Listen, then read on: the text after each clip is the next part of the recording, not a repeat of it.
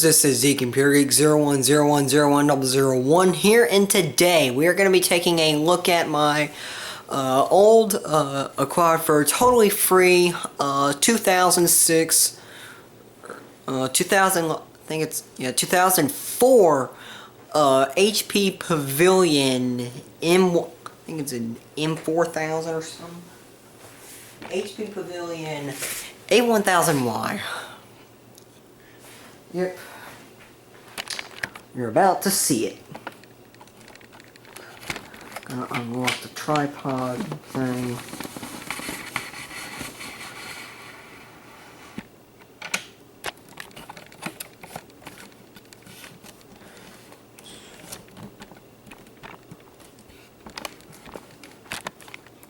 Yep. Here it is in all its glory. This computer was acquired, I think, secondhand. Hold on. Back. This computer was acquired secondhand from one of my friend's parents. This computer used to feature an Intel Celeron processor, and it has its original copy of Microsoft Windows XP on the original hard drive in this computer, which, believe it or not, is Seagate. But then again, I'm not too terribly surprised, since this was before Seagate bought out Maxtor, which is how UXW Bill pronounces it. So just arc over here. Nope. Don't know what the heck that was. That sounded like something marked out over there. Anyways, this computer was acquired secondhand. Has its original Seagate hard drive, and this computer was made right around the time of the Seagate Maxtor, which is how I pronounce it, in Maxtor, which is how UXW Bill pronounces it. Buyout. What happened was Seagate bought out Maxtor. Then they shut down Maxtor's production facilities. Then, shortly after that, Seagate production factories in Singapore were flooded. And this all happened right around the time when Seagate's quality just went through the floor. I mean, back then,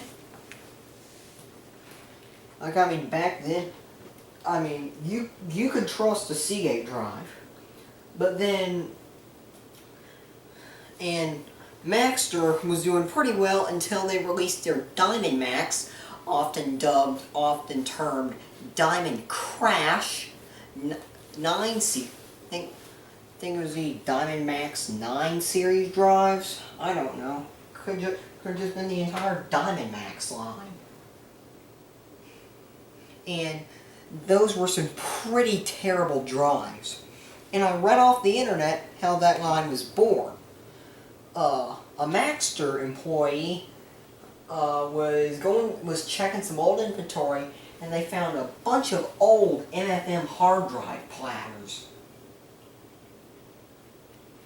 And they decided to have those resurfaced, and that's exactly how the Maxtor line of drives, Maxtor Diamond Crash line of drives, was born. It was either that or Quantum putting out their Fireball series. I can't remember. But what started the downfall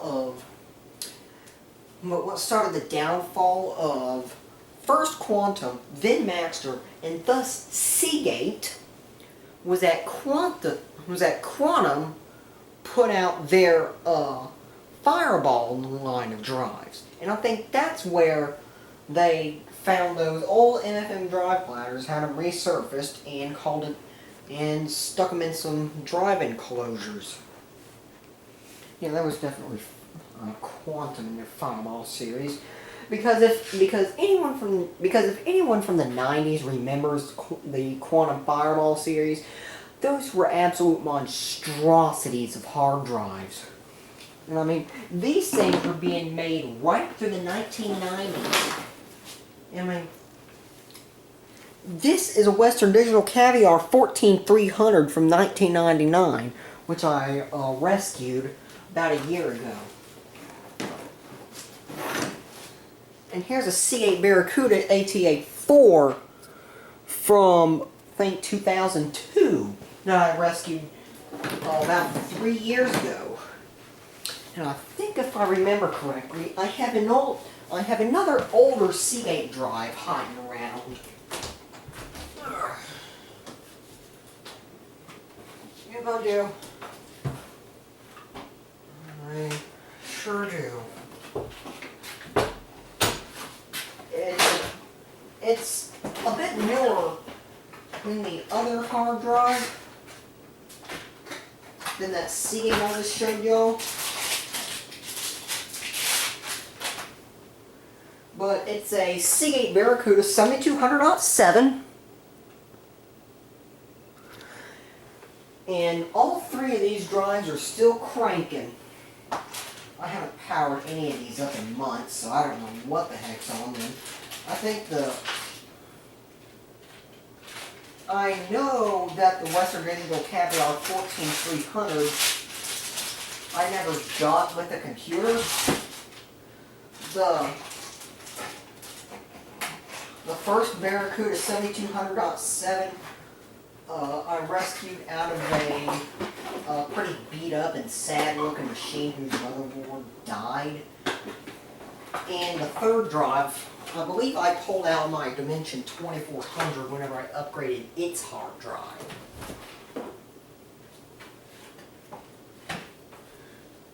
But yeah. All three of those drives are still alive. And they were made well before the Seagate Maxter buyout. So first, Quantum puts out their Fireball series of drives. And those were monstrosities. 5¼ inches. Now, if you don't know how big that is, let me tell you this. You cannot fit that drive into where a floppy drive could go, like right here. No. It has to go into the same size bay that an optical drive fits into. Yeah. Those are monstrosities of hard drives. Now, why is that? They are MFM drive platters. And MFM drives were manufactured well before a time that hard drives began to downsize. So Quantum had them resurfaced and started sticking them in enclosures, and that's how the Fireball series of drives was born. Now, this resurfacing made what was originally pretty good MFM drive platters extraordinarily unreliable, and it's getting pretty tough to find a working Quantum anywhere. I mean, I haven't seen a working Quantum in literally years. And because of their Fireball series, and the reason why it was so unreliable is because I believe this is why it made this line of drives so unreliable, and that's because that coating that was put on the drives would just flake off all over the hard drive. And this wasn't because of a head crash or anything. It's on Quantum's fault. It's on the fault of the coating of either the coating itself or how said coating was applied. It was unreliable, so the coating would just flake off. And when that flakes off, boom. Instant, guaranteed 100% dry failure. And that's it. That's all she wrote. So Quantum wasn't doing too well because people were not buying their hard drives because they were very unreliable. So Maxtor hears of this, and Quantum puts itself up for sale. Maxtor buys Quantum, and that's when the downfall of Maxtor begins. Maxtor uses the same technology as the Quantum Fireball series of drives, and they're still using the old MFM platters. Except they're literally cutting the platters down to a 3.5-inch size. And that's what I think, because I don't think Quantum really never produced any 5.25-inch drives post-Quantum buyout. And that's my best guess. They just cut the platters down to size, rounded off the edges, and called it a nice glorious little day. They're still using the same resurfaced platters, just cutting them to size, so that way they can fit in a 3.5-inch hard drive. So they're still using the same unreliable coating. This coating is still flaking off, causing even more drive failures, so Quantum's reputation goes to the floor. And putting Maxtor's reputation to the floor. Maxtor decides to abandon the old Fireball series of drives and put out this new line called the Maxtor Diamond Max line of drives. Or Maxtor renamed the Fireball series to the Diamond Max series whenever they acquired Quantum, so people wouldn't associate Quantum Fireball with extraordinarily unreliable drives. So the Quantum Diamond Max drives are hideous. I mean, they're failing left and right. So Maxtor puts itself up for sale. Seagate hears of this, and then they buy out Maxtor. They immediately shut down all of Maxtor's production facilities and acquire Maxtor's old materials. So now Seagate's using the same platters Quantum was using in the mid-1990s.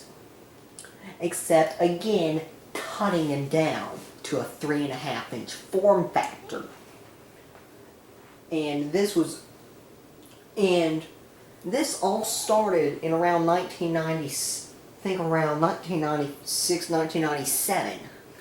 So 96, 97, Quantum, so, 1995, Quantum finds a bunch of old MFM platters, resurfaces them, and puts them in hard drive enclosures. This is the downfall of Quantum. 96, 97, Quantum puts itself up for sale. Maxtor buys them out. And they get along with that pretty fine and dandy with a lesser failure rate. I don't know why. Maybe they're putting some kind of a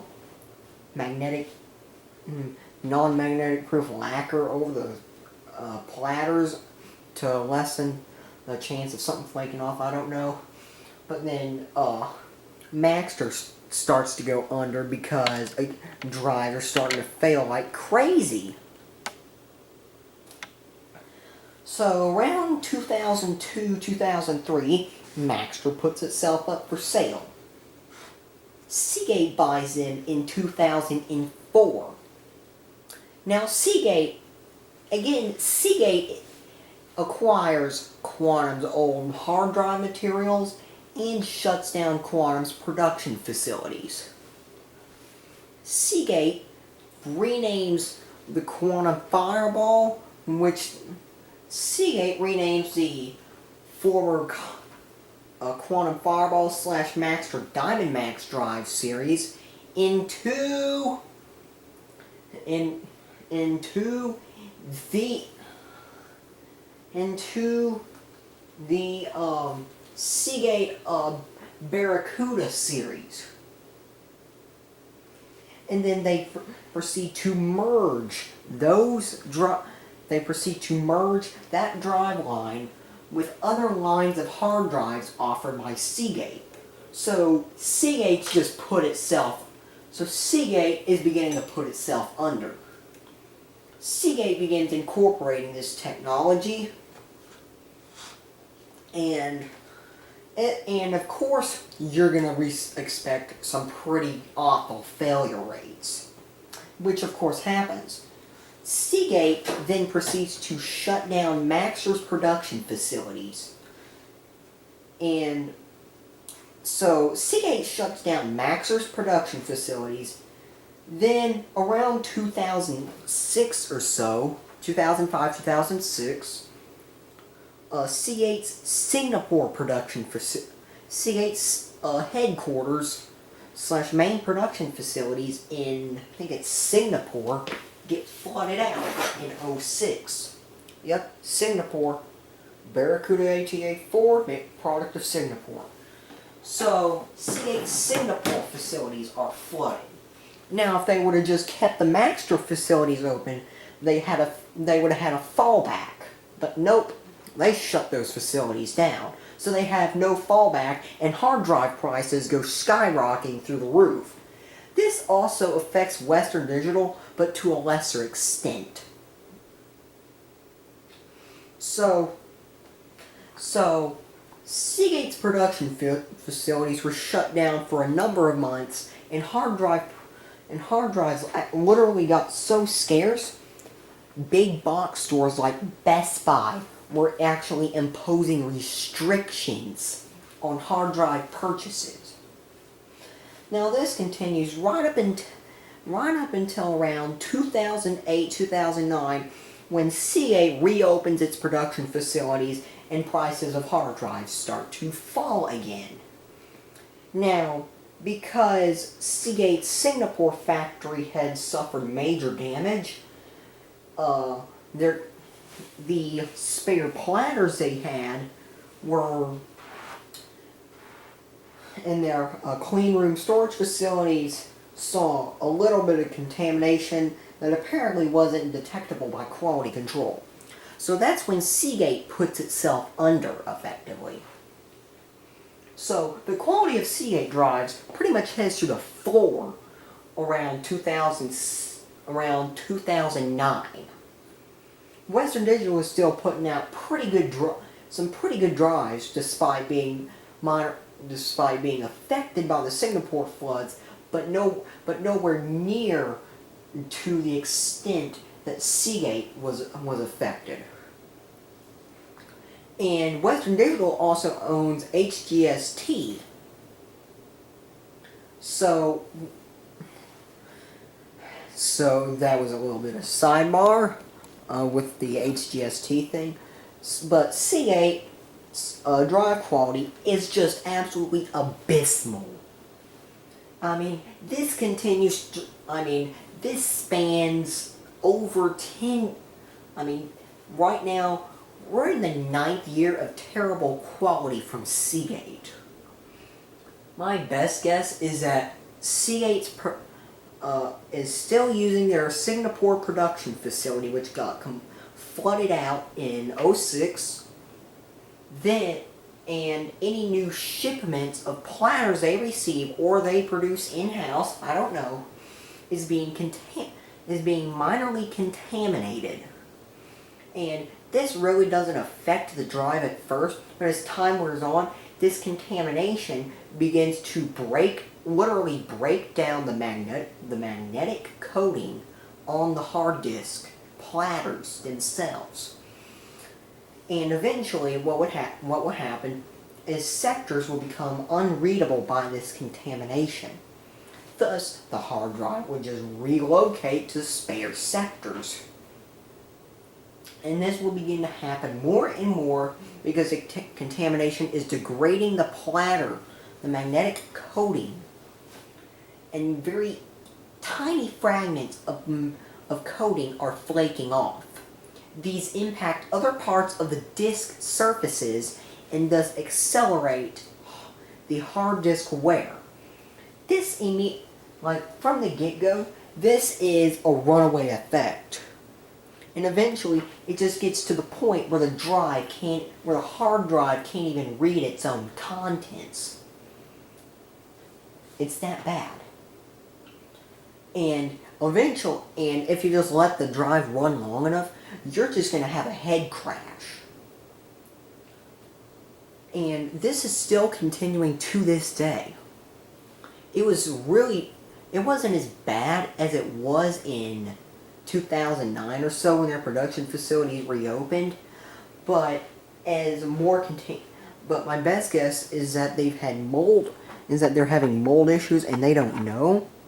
So Seagate is pretty much committing suicide very slowly.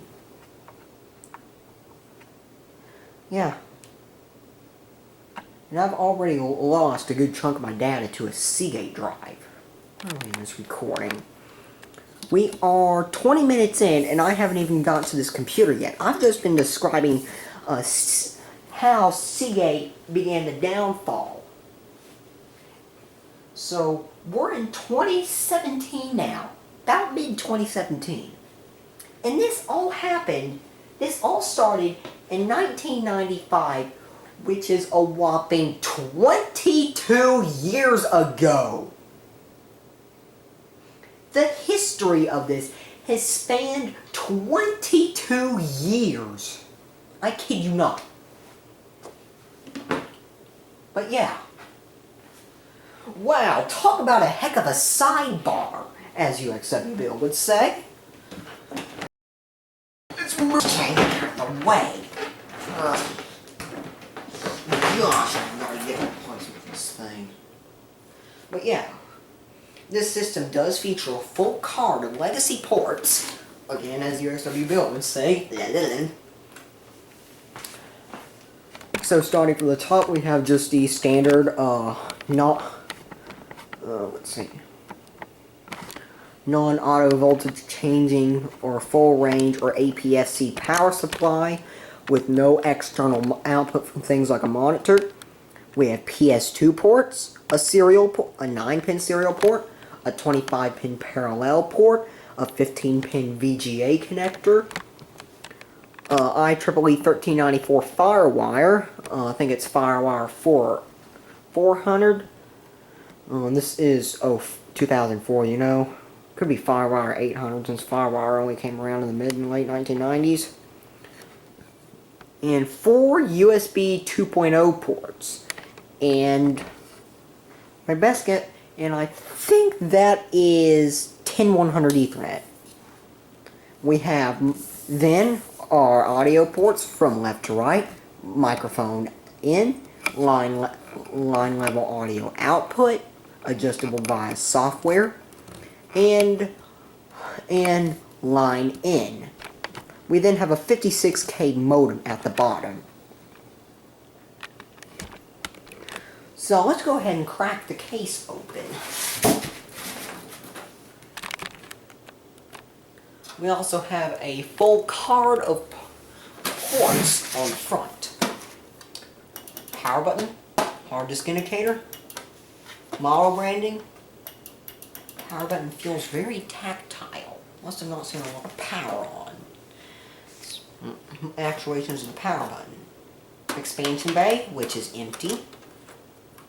And then a DVD-ROM drive. And then we have line in, microphone in, audio out. IEEE 1394 FireWire, probably FireWire 800, and 2 more USB 2.0 ports. And notice how rough the case is. I mean, notice the very rough condition of the case. Yeah, you're just going to have to see this for yourself later on. Oh yeah, promise me, you'll get to see this case in full detail later in this video. Jeez. Sure was easy enough to put on. Good lord, you almost need to take a monster truck to the center to get the case cover off. So first thing you'll notice is this big bright green retention bracket thing and this power supply and the giant and mess of cables in here, and you can probably see these cables somehow running out beside the hard drive. But yeah. Freezer just turned on. So yeah. We have an FSP group. Model number FSP200-60ATV. This is a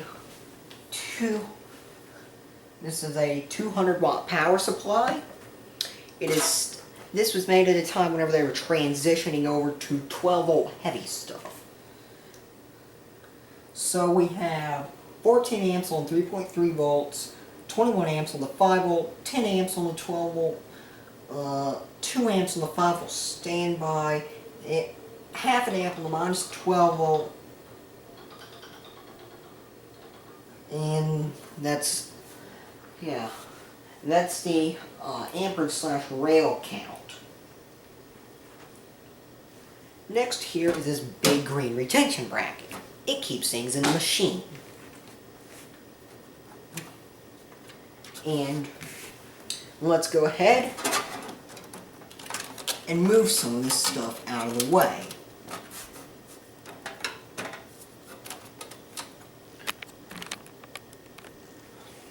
So that way you can actually zoom the camera out so you can actually see.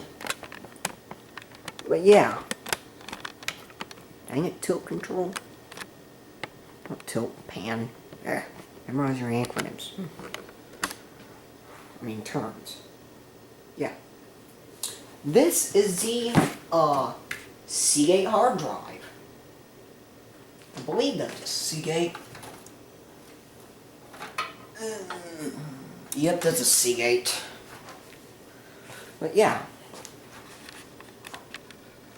That is the original Seagate hard drive. Now, this uses just standard IDE. Standard IDE. So I am going to disconnect the power supply and gently uninstall it from this computer. This is around summertime, so it does get a little warm in here. This computer currently features no floppy diskette. And gum. This computer features no floppy diskette drive, though it is possible to add one to the front 3.5-inch expansion bay.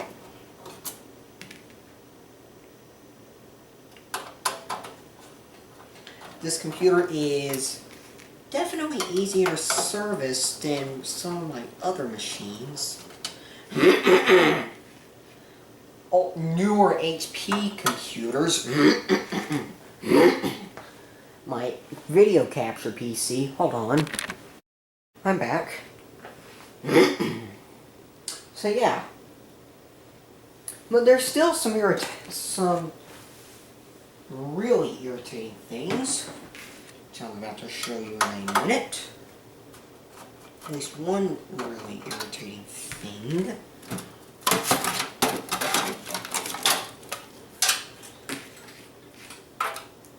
But yeah, here's the power supply.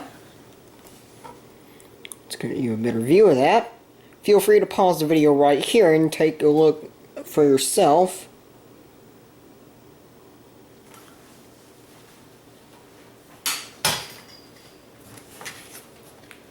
But yeah, here's one of the irritating things.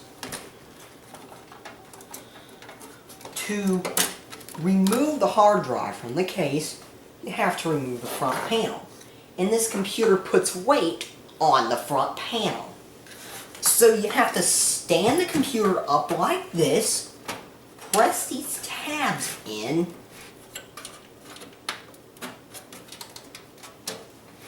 and pull up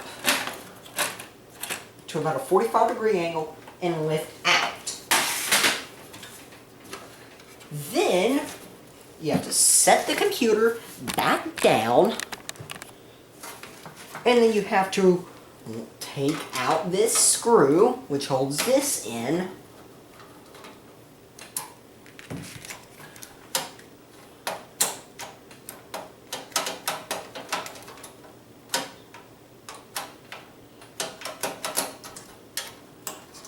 and move that out of the way, so just to remove the hard disk.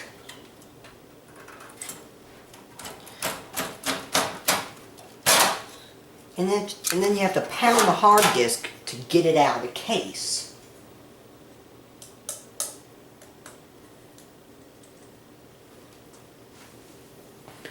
But yeah, this is a Seagate model ST3415A. This is an OEM part for HP. Yeah, HP CPC 5187-2128. HP BPC 32139-002. This is a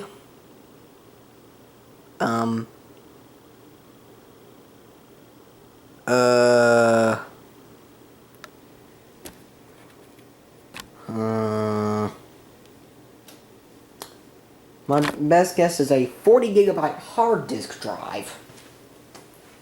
But yeah, here's the awfully small controller board for the time. The main hard disk controller is a STS Microelectronics 449O or 0G, yeah, 4490G4 microcontroller.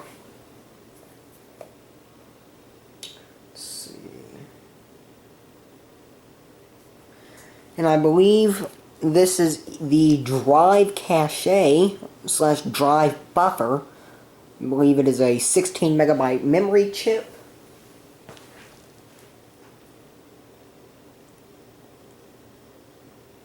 So yeah.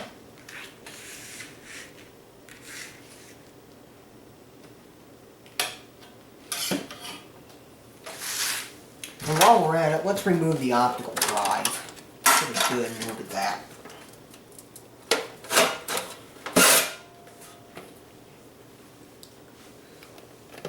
This is a DVD Master 16E model SD616 DVD-ROM drive.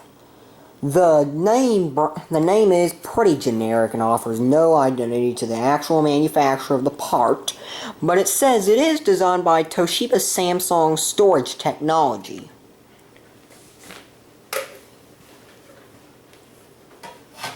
It is just your traditional IDE DVD drive, and it has digital audio out, or analog audio, CD or digital audio. I think it's digital.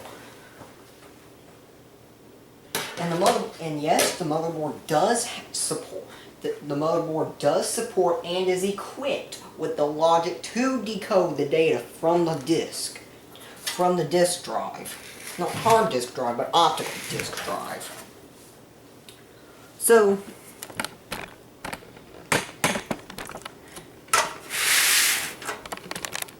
now you can see that I've turned the computer on its side. And here's a couple of interesting things you're about to notice. First, there's these easy pull tabs. These easy pull wires. These are assistants in removing the cable from the hard drive. The primary IDE channel socket on the motherboard is a cyanish color. blue/cyan color. And this makes it easy to identify the primary channel and install your preferred device on the primary IDE channel. This next one here, after I remove this other cable connecting the optical drive to the secondary IDE channel, is that there's no RAM. Yeah, no RAM. When I originally got this machine, there was a different motherboard in here, saying, look, same model, but the RAM was completely garbage. It was fried. The computer would not boot with it. And whenever I put it in my Dell Dimension 2400, it too refused to boot. Now, since this is just hanging loose, this thing here, I'm just going to get rid of it. But wait, I have to undo the modem. Yeah. It's the same with my video capture computer. I have to remove all the expansion cards, and there's 3 of them, to get to anything down here. But yeah, while we're at it, let's have a better look at this modem. It's an Agir, however the heck you pronounce that. I'm gonna call it an Agir Systems chip.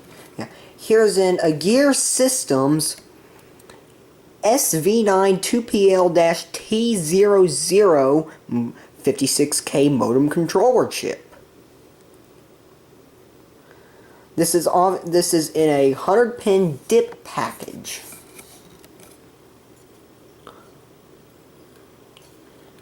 Apparently there are other things that could be fitted to this modem to improve its performance, such as a transistor here for higher current capacity,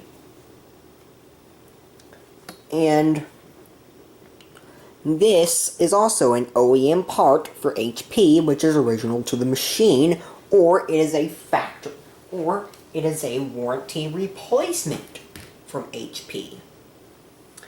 Now that that's out of the way, we can go ahead and unplug the connectors leading to the front panel.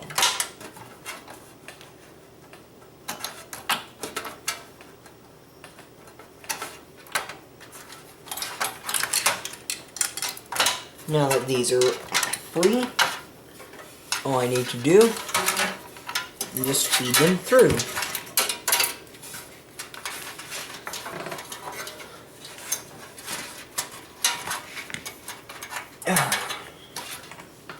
There.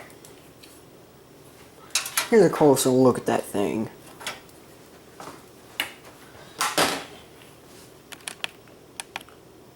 $44 on the battery, okay. And this is the this is the connector for the front power button and hard drive indicator panel thing, module, whatever the heck. But yeah.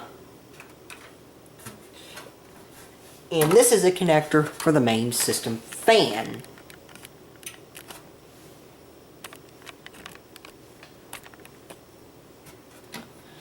It just pulls right out. And another thing I'm going to show you right here, right now. Notice how loose this heatsink is. That's right. This system also has no CPU.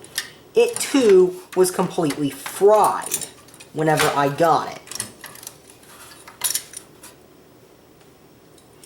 No, the heatsink isn't glued to the processor like I have seen in the past with my Dell Dimension 2400.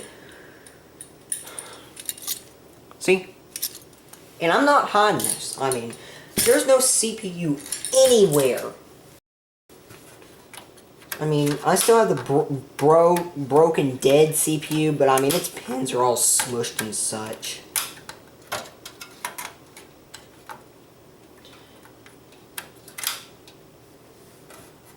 But yeah. And this is also a replacement motherboard, because it too was completely destroyed whenever I got the computer. I put good working parts in this motherboard out of my Dell Dimension 2400, and the system just refused to boot. And the CPU was also completely fried as well. So and the way I confirmed that is I just took the CPU out of this board, stuck it in my Dimension 2400, and it gave a amber power light upon power up. This system just spun its fans, and the hard drive did not. And interestingly enough, the hard drive refused to spin up, which is quite weird. So there was obviously some very serious problems with the hardware that I received with this computer. So what I did is first thing I did was I junked the RAM and the processor. It had to go. Next thing I did was I ordered a new motherboard off of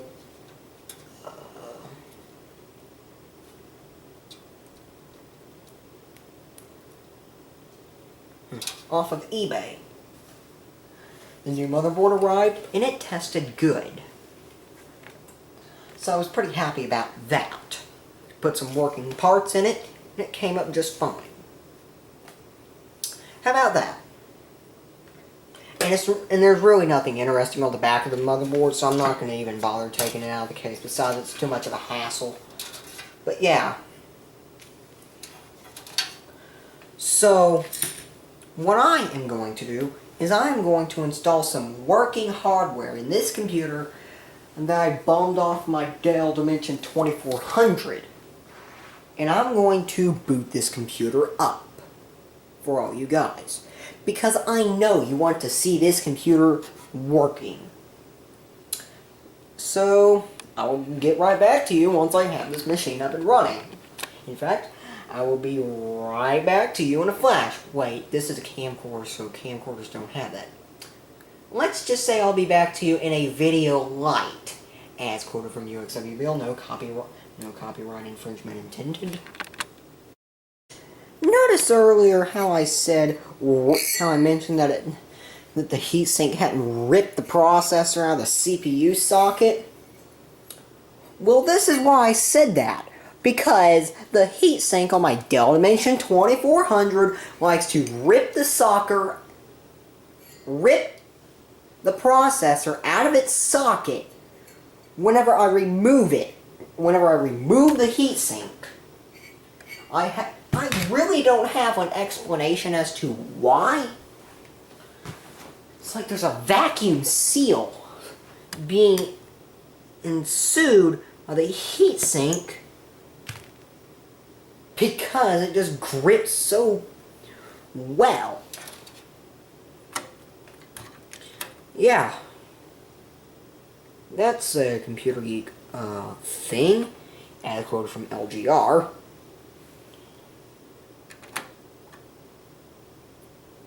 Oh, I put a little too much double paste whenever I last changed it on this machine.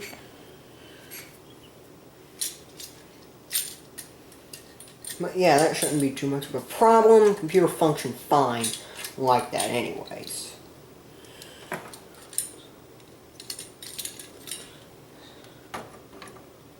If I somehow managed to creatively install the heatsink in the wrong orientation.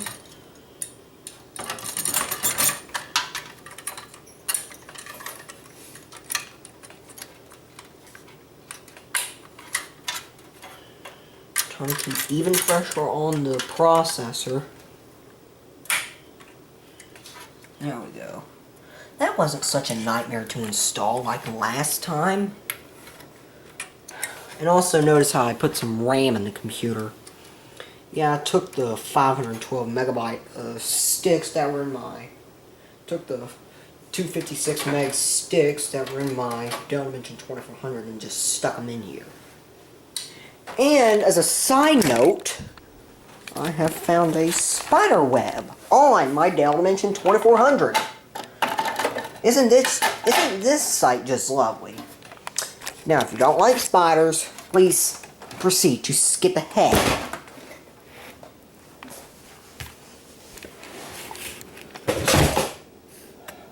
There goes the optical drive and hard drive. Work now, it probably doesn't work now. If it worked back then, it probably doesn't work now.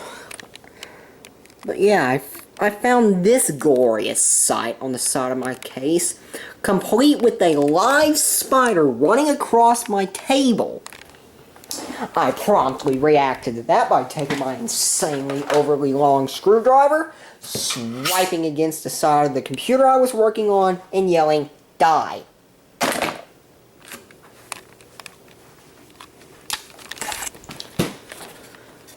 Yeah, that doesn't... Yeah, spiders don't fly in my computer workroom unless I make them fly. And if I do make them fly, they better fly into the nearest trash can. Well, unless it's a wolf spider. But yeah, I'll be back.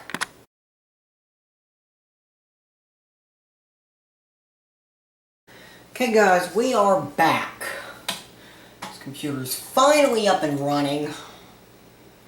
Took five minutes to boot up and another 7.5 to install the drivers. And based on all this down here, it looks like this copy of Windows has really been through the ringer.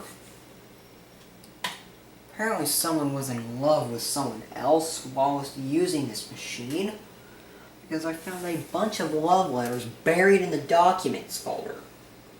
Now, I am going to respect the previous owner's privacy and not expose these documents on camera. Oops. Great job! I just knocked the tripod way out of adjustment. Dang, that thing's noisy. But here I am using my Dell Dimension 2400 as a computer stand. This computer was obviously used with kids, as there's games like Deer Hunter 3, Wheel of Fortune 2nd Edition, Barbie Digital Makeover, my photos, which is a shortcut to more Barbie stuff, Scarlet of the Secret Hand, oh my, Atari, Risk 2. Yeah, a lot of these games need a disc, and I don't have them, so a lot of these games just don't function.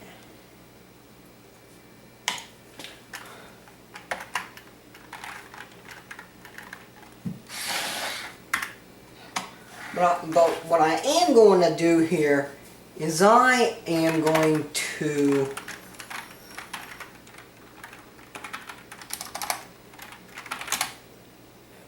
gum. And I'm going to, oops, I'm going to have to cut that part out.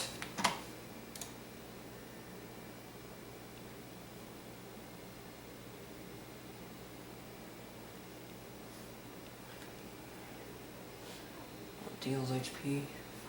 Or use accessories.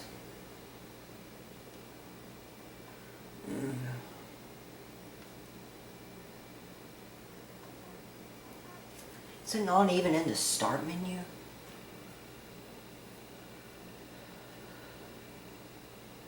It's not even in the start menu. Ah, here it is. Accessories. Run as...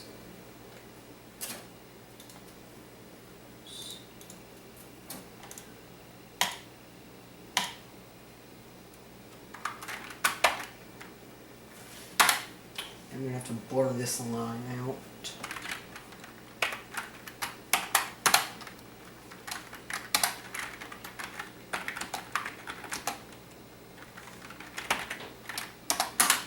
Well, I try not to expose your name. Didn't know they had buried it. Didn't know the command prompt would come up to their user profile.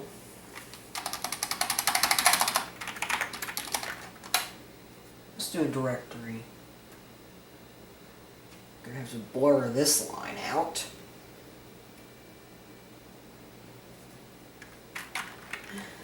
Let's see. The oldest thing I'm finding here is from 2005. 1/26/2005 at 4:53 p.m. AutoExecute.bat was modified.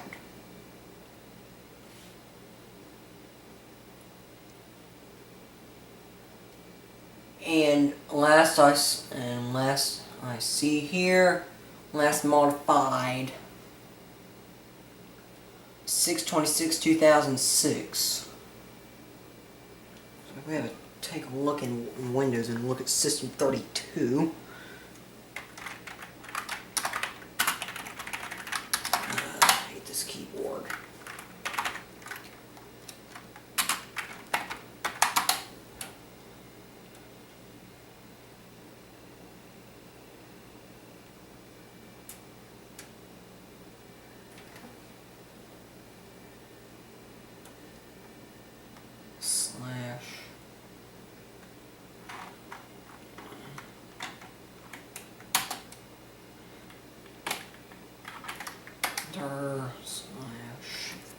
/D.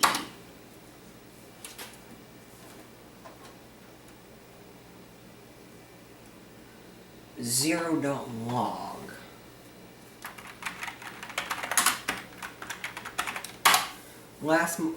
Okay, that's not it.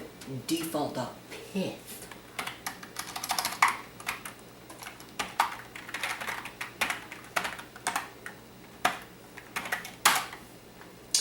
(8/3/2004). That's when this computer was made, 2004, so I pretty much just guessed right. The hard drive is original to the machine, so obviously it was made well before the Seagate Maxter buyout. In fact, it was actually made around the time,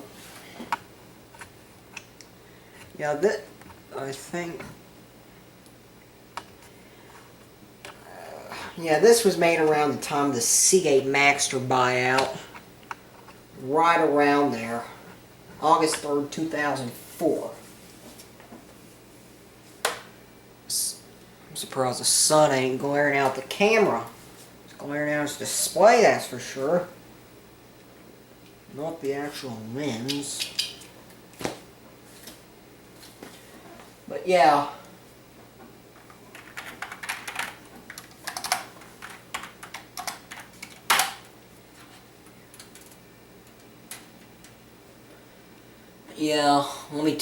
Let's open up the games directory.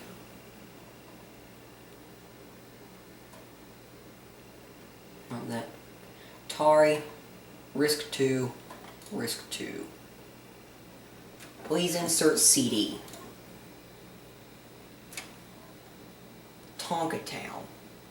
That's only an uninstall file. Deer Hunter 3. Deer Hunter 3. Insert the disc. Hasbro Interactive. Battleship Surface Thunder.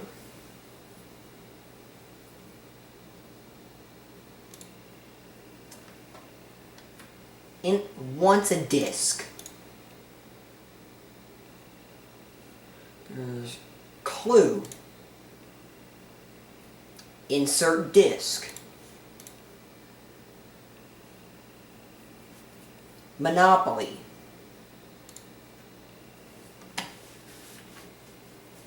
That just shuts itself down. That's an automatic crash. Let's see if we can't run the board editor. Please insert disk.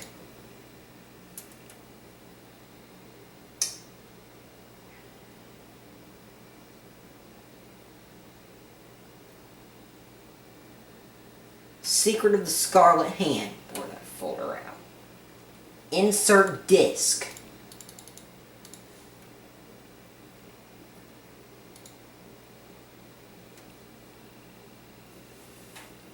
See?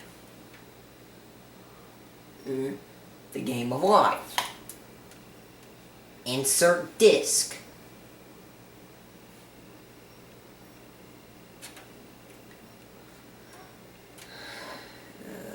let's see. A learning company.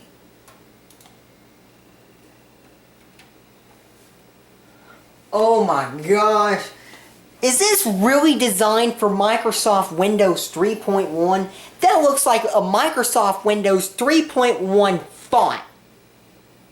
I kid you not. And it's asking to increase to 256 color mode.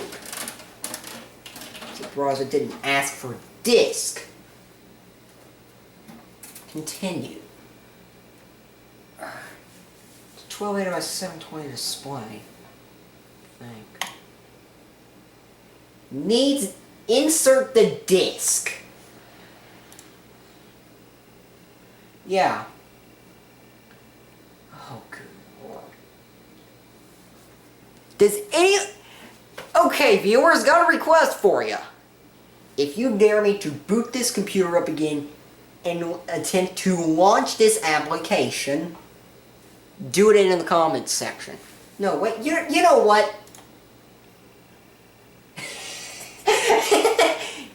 Insert the disk.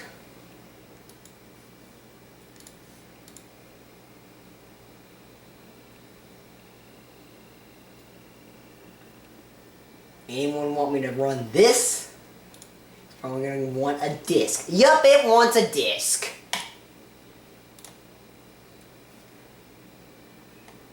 Yep. Look at all these things here. Hey, comment. You know what? While we're here, let's get things back into some order. Let's get things back into let's wrangle things back into some shape. Please wait. Get these icons off the desktop. Turn on auto range. I don't know how they managed to remove the recycle bin. But yeah.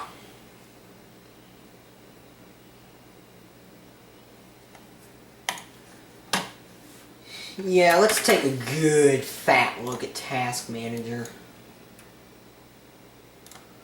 Yeah. Let's get these out.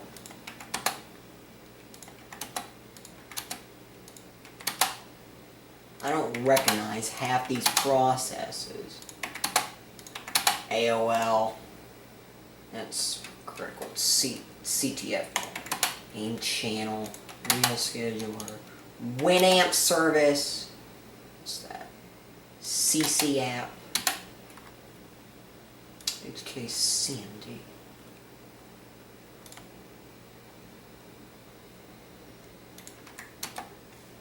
Yeah.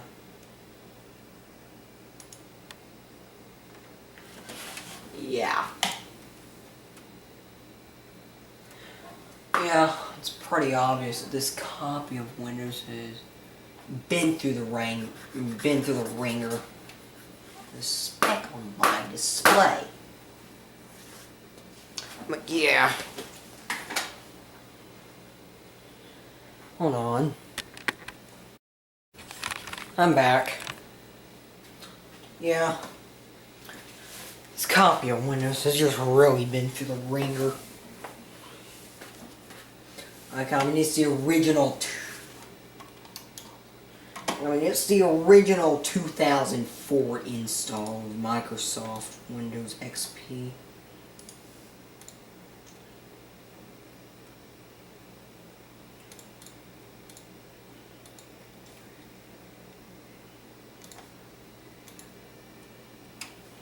Yeah.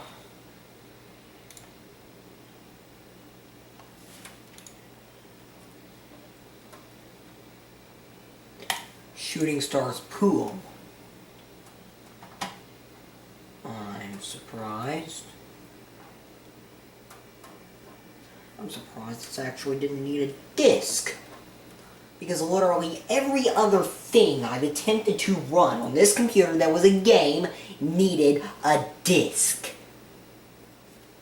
You need an AIM screen name to play multiplayer. X.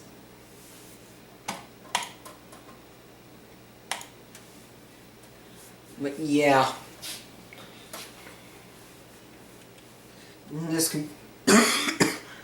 this computer was only used for like 2 years and then put out of service. And then this thing was put out of service in 2006, and I only got it sometime this year. And it's been banging around in a car trunk since 2006. It kind of explains how this computer got this way. But yeah, I'm going to shut this computer down.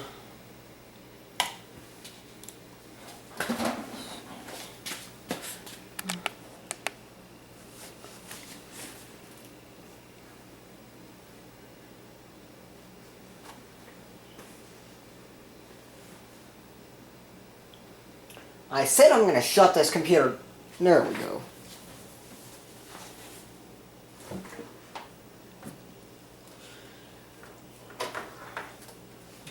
Disconnect it. Yeah, rip headphone users. Ugh. Yeah, no, there goes a tripod.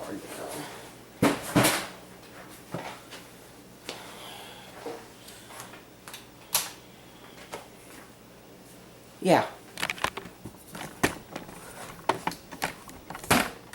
Screen turns off and the camera glares out. Look, it's upside down! Yep, I turned the tripod upside down. And you guys are all going to get to see for yourselves this monstrosity of this wreck of a computer case. And I don't even use my Dell Dimension 2400 that much. Even more. I haven't booted that thing in a few months. But yeah, let me get the camera off the tripod and show y'all this mess.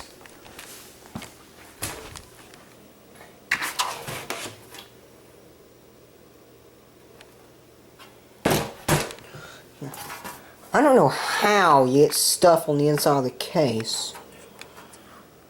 I mean, really?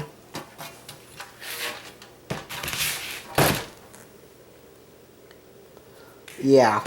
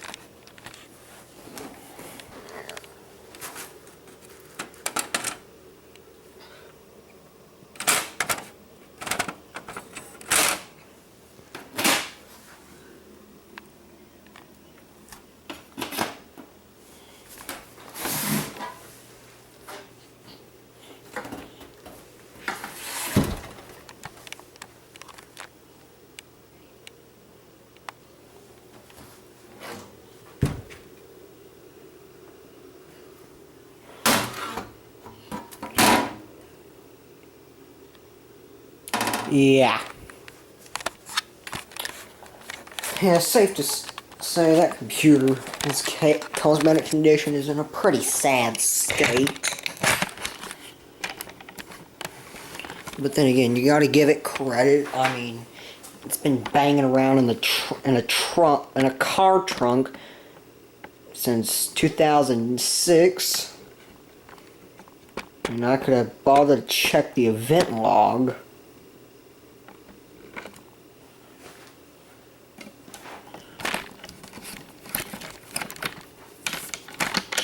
I didn't think to do that.